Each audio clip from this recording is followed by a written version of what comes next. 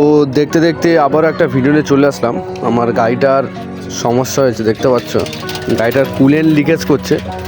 কোথা থেকে লিকেজ করছে ঠিক বুঝতে পারছি না, সার্ভিস সেন্টার নিয়ে যেতে হবে। তো এইভাবে আমি কতদিন চালিয়েছি আমি নিজে জানি না। তো আমি ওয়াইপারে জল ঢালতে গিয়ে দেখি কুলেন্টটা পুরো শেষ। তো অবস্থা এখানেই খারাপ, তো গাড়িটা আবার সার্ভিস সেন্টার নিয়ে যেতে হবে। মানে কি বলবো, দেখতে পাচ্ছি পুরো কুলেন্টটাই শেষ, মানে মোটরের যে কুলেন্টটা ওটাই লিকেজ করেছে। তো এখন সার্ভিস সেন্টার তো নিয়ে যেতে হবে, তাছাড়া কোনো উপায় নেই। তো দেখতে দেখতে সার্ভিস সেন্টারে চলে আসলাম। সার্ভিস সেন্টার আসার পর ওরা সব খুলছে। ওরা বললো রেগুলেটরের গোড়া দিয়ে লিকেজ করছে, মানে ম্যানুফ্যাকচারিং ফল্ট, কোনো ড্যামেজ কিছুই নেই, ম্যানুফ্যাকচারিং ফল্ট আছে। তো এটাকে ওরা ওয়ারেন্টি করবে।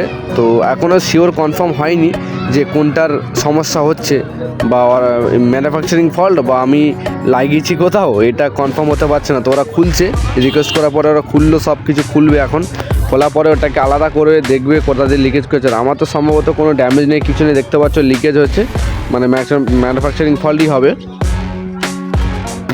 তো দেখতে দেখতে টেকনিশিয়ান খুলছে। গাড়িটা সকালে নিয়ে এসেছিলাম, পুরো একদম অনেকটাই খোলা হয়ে গেছে। এবার নিচের পার্টটা খুলেই মোটামুটি করবে। তো কুলেন্টটা আগে ড্রাই করে নিয়েছে, কারণ কুলেন্ট থাকলে তো এগুলো খুললে সমস্যা হয়ে যাবে, পুরো পড়ে যাবে। তো কুলেন্টটা আগে নামাবে, তারপরে দেখতে পাচ্ছ এখনই এটা খুলে দিল রেগুলেটরটা। তো রেগুলেটরটা সম্ভবত লিকেজ আছে, ঠিক আছে।